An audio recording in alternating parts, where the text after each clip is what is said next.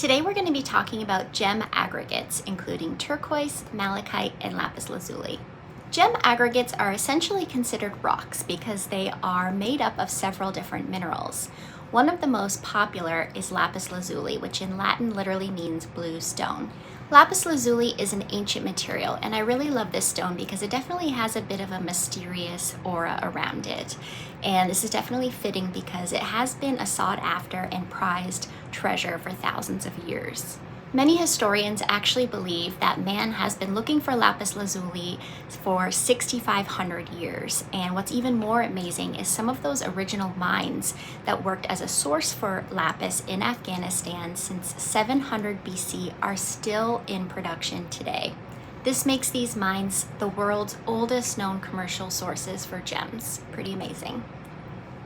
The most prized characteristic of lapis lazuli is of course that beautiful ultramarine color, and this is why the ancient Egyptians used it and ground it as a cosmetic, and it was also used as ultramarine paint, which was very rare and very valuable by the Renaissance painters. The color blue that we see in lapis actually comes from the mineral lazurite, which is one of the main components of this rock. You'll also find calcite, which can be responsible for those white streaks you sometimes get in lapis, as well as pyrite, which is those beautiful golden flecks. Like many gems, there can also be a lot of other trace minerals like feldspar and mica and diopside, among many others.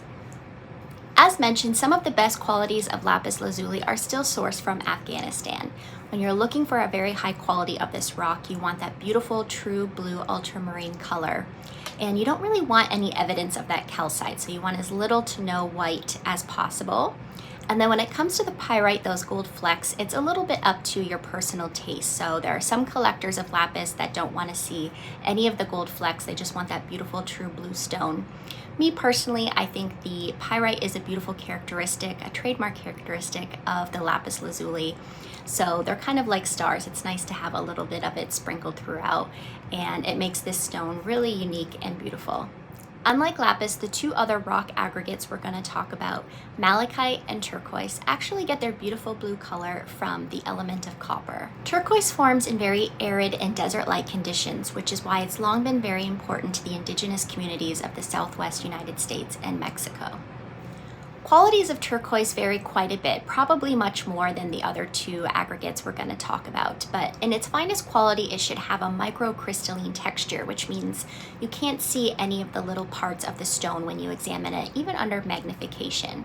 So it should have a very smooth and kind of waxy texture, and it will take a very high polish. The highest qualities of turquoise also have a beautiful robin's egg blue color.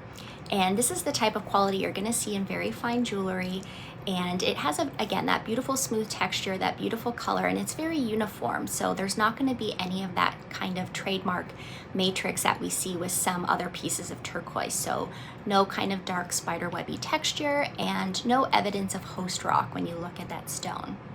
This particular shade of blue that the turquoise can be found in is sometimes referred to as Sleeping Beauty turquoise, and this name comes from a very famous mine in the state of Arizona where it was found.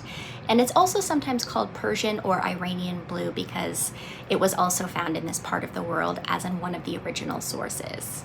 The other very unique material that gets its color from copper is malachite, and fans of malachite love that beautiful emerald green color, and it also has a very unique banding in the stone, almost like a peacock feather. So it's stunning when carved into different objects and materials because you get that beautiful texture of color throughout the stone. It's also sometimes sourced from the US, but can also be found in Australia and Russia, among some other places. The interesting thing about all of these materials is that even though they are very fine rock material and considered gems in their own right, the market for them is very varied. So, for example, the public doesn't necessarily see these materials as very popular or high-end gem materials, so it's allowed the prices of all of them to remain quite low. The supply for all of these materials can vary quite a bit. For example, with lapis lazuli, the source being Afghanistan as the main source of that very high quality material, this is a very difficult place to mine because of political situations and also environmental factors.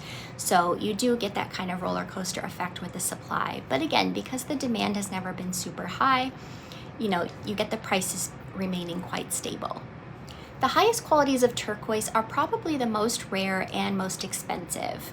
However, as mentioned, these are the stones that are probably treated the most, and so it's very important to purchase this quality of turquoise from a very trusted source, so that you can ensure that the treatments are either disclosed to you and/or you can find the material that's untreated if that's what you're in the market for.